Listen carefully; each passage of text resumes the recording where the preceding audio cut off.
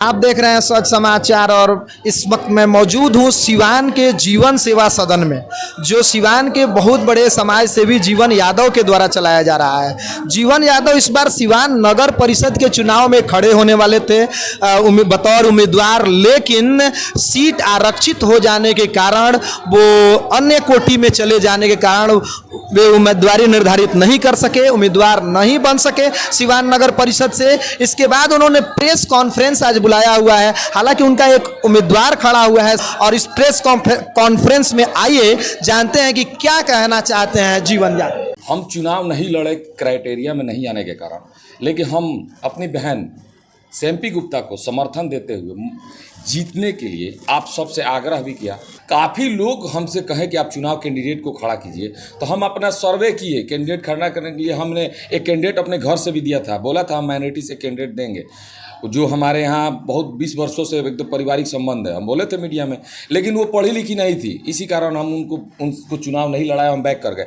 जो ये candidate semi Gupta लड़ रही है वो मेरी बहन की तरह है, वो मेरे रबर स्टाम्प नहीं है। वो व्यवसायी वर्ग से आती है और व्यवसायी वर्ग से आती हैं जिस क्षेत्र से, उनका अपना बेस से वोट इतना है कि मैं उनको चुनाव नहीं जिता सकता हूं। मैं तो सिर्फ उनके समर्थन में अपना 6 वोट लेके हूं, लेकिन कहीं ना कहीं जो मेरे साथ लोग थे, मुझ पे जो विश्वास कर रहे थे, हम उनको लेके उनके साथ गए हैं, ना कि हम उनको चुनाव लड़ा रहे हैं। चुनाव तो खुद लड़ रहे हैं, अभी तक तो मेरे साथ कहीं नहीं दिखी।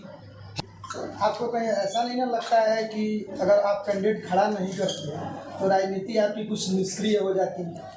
नहीं, इसलिए नहीं। देखिए, कैंडिडेट हम खड़ा नहीं किए हैं। 5 साल के लिए राजनीति की धार कुंद हो जाती है। देखिए, राजनीति तो हम कल भी नहीं किए तो आज भी नहीं कर रहे हैं। कहीं ना कहीं मुझे ही रोकने के लिए सीट को रिजर्व किया गया है। तो मैं एक अच्छे कैंडिडेट जो है अपना वोट मांग रहा हूँ, उनमें हम समर्थन करके उनके लिए वोट मांगेंगे, ये मेरा उद्देश्य है। मैं क्या कुर्सी पर बैठूंगा क्या कभी? चेयरमैन अगर वो जीत भी जाती है सेमी गुप्ता, तो मुझे उस कुर्सी पर प्रोटोकॉल तो नहीं कहता कि मैं उस पर कभी, इस 5 साल के क्षेत्र कार्यकाल में मुझे नसीब में उस कुर्सी पर बैठना नहीं लिखा है। मैं अपनी ज़मीन के जो 75% हिस्सा बेच रहा हूँ, उस हिस्से में से कुछ पैसा निकाल के तकरीबन ये बिल्ड जो मैं हॉस्पिटल चला रहा हूँ, इसको मैं ऐसा हॉस्पिटल बनाने का सपना देख रहा हूँ जिसमें सिवान में ब्रेन हेमरेज, हार्ट अटैक और जो पथरी, कान का ऑपरेशन, जितना भी ऑपरेशन है सब निःशुल्क कराऊंगा। जहाँ 4 लाख का ऑपरेशन हो रहा है, इसमें मैं लाऊंगा वो जो कार्ड बनता है ना प्रधानमंत्री योजना के तहत, कोशिश करूंगा कि आयुष्मान कार्ड की व्यवस्था भी लाऊं उन गरीबों के लिए। सर, ये तो स्वास्थ्य की बात, इतने सारे पैसा कहां से आएंगे? सर, ये स्वास्थ्य की बात हो गई, शिक्षा और सफाई के लिए क्या करते? देखिए, मेरा मेन उद्देश्य पहले स्वास्थ्य। अगर हम शिक्षित नहीं है तो कहीं ना कहीं कुछ भी काम करके जी लेंगे। सफाई नहीं है तो थोड़ा बहुत लोग गंदगी में भी चल लेंगे, लेकिन जिसके घर में किसी का ब्रेन हेमरेज होता है, किसी का हार्ट अटैक होता है, अभी एक बच्चा मेरे यहाँ बेहोश हो गया है, उसको गाड़ी से लाद के भेजे हैं इलाज कराने के लिए। जब उस परिस्थिति आती है ना, तो कोई मदद नहीं करता, उस समय मदद करना चाहता हूँ। शिक्षा और सफाई और ये भ्रष्टाचार मुक्त नगर परिषद बनाने राजनीति हो गया। मेन है कि किसी की जान बचाना मेन उद्देश्य मेरा, कि कोई मेरे सामने पैसे के लिए ना मरे। इस काम को मैं फुलफिल करना चाहता हूँ। हम राजनीति नहीं करते, हम समाज सेवी हैं। एक अपनी बहन को सपोर्ट किया हूँ। अगर मुझे जनता प्रेम करती होगी तो उसे वोट करके जिताएगी, तो कहीं ना कहीं मैं भी मजबूत होगा। अगर मान लीजिए कल मेरे पास एक महिला आती है, अब बोलती है मेरा करकट का घर है, टूट गया, चाँप का, आप जाकर पूछ सकते हैं। अगर आपको जाना है तो मैं एड्रेस दे दूंगा उसका। सही में हम घर गए, 5 की 4 लड़कियां थी, कोई कमाने वाला घर में नहीं है, पानी चू रहा है। हम एक लड़के को अंदर भेज के चेक कराए कि देखो सही फुट है, तो बोला भैया अंदर पानी लगाओ। अगर मैं पावर में होता या सेम्पी गुप्ता पावर में होती तो मैं अपनी बहन से बोलता कि इसका घर का फंड 2 लाख रुपये जो नगर पालिका से आता है तुरंत दीजिए कि अपना घर बनाए। यही ना पावर होता है। अब मैं 2 लाख रुपये अपने घर से कहाँ दूंगा? तो 10 को करकट खरीद के दिया, मेरी औकात थी उतना दे दिए। इसलिए मुझे पावर चाहिए कि सरकार का जो पैसा है जनता तक पूरा फुलफिल पहुंचे। वहां से कट के मिलता है, अध्यक्ष जी खा गए, स्कूटी से खा गए, बड़ा बाबू खा गए, क्लर्क खा गए, खाते खाते मिलता है 50,000 और 2 लाख रुपए मिलता है नगर पालिका का। इसलिए मैं चुनाव में हूं। और मेरा कर्म अच्छा नहीं होगा तो उन्हें वोट नहीं मिलेगा। तो मैं अपना कर्म जाके बताऊंगा ना कि मैं जीत के आऊंगा, तो सिवान में एक ऐसी मल्टी सिटी हॉस्पिटल का निर्माण करूंगा जिससे ब्रेन हेमरेज, हार्ट अटैक, छोटे बड़े जितना भी ऑपरेशन है, निःशुल्क ऑपरेशन, निःशुल्क स्वास्थ्य चिकित्सा केंद्र बनाऊंगा जिसमें बड़े से बड़े डॉक्टर का इलाज फ्री में होगा। ये व्यवस्था मैं ला के दूंगा। और ये जो मैं शादी के लिए घोषणा किया हूँ, ये सिवान डिस्ट्रिक्ट की जीत होगी, मेरी जीत नहीं होगी।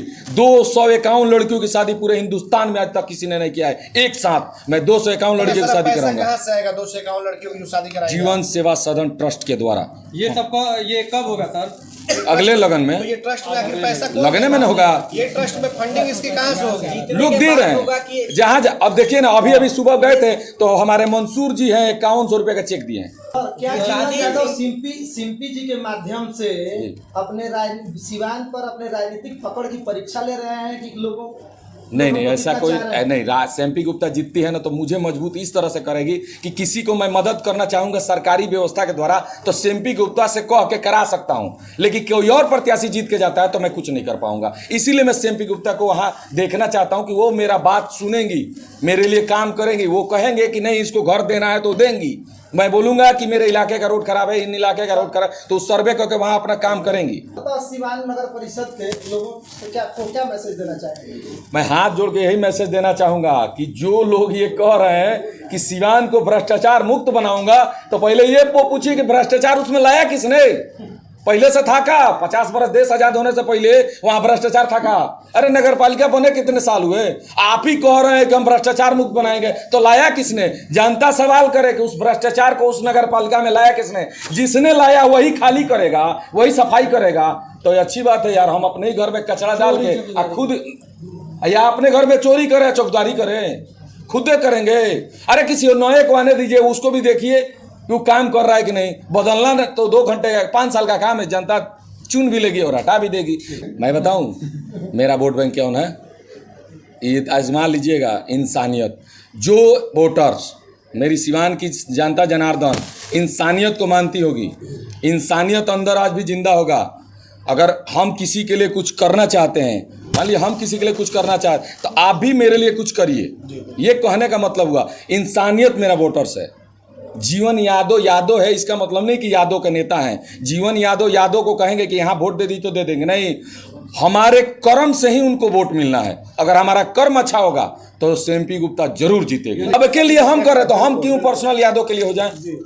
हम सबके लिए हैं तो हमारे लिए भी सब कोई है। लेकिन चुनाव जो बिहार का चुनाव होता है वो जातीय समीकरण का कभी तो बदलाव आएगा। हमारा ख्वाब था कि उस कुर्सी पे पढ़ा लिखा और एकदम वाइट कलर चेहरा हो, एकदम नया चेहरा जो सिर्फ कार्य पे फोकस करे, सिवान नगर पालिका के विकास पे फोकस करे। हम वैसे लोग को लाना चाहते हैं, ना कि वैश्य से हो, यादव से हो या मुस्लिम माइनॉरिटी से हो, किसी भी कास्ट का नहीं। जो इंसानियत को जानता हो वहाँ बैठ के कार्य करे। मेरा ये सपना है।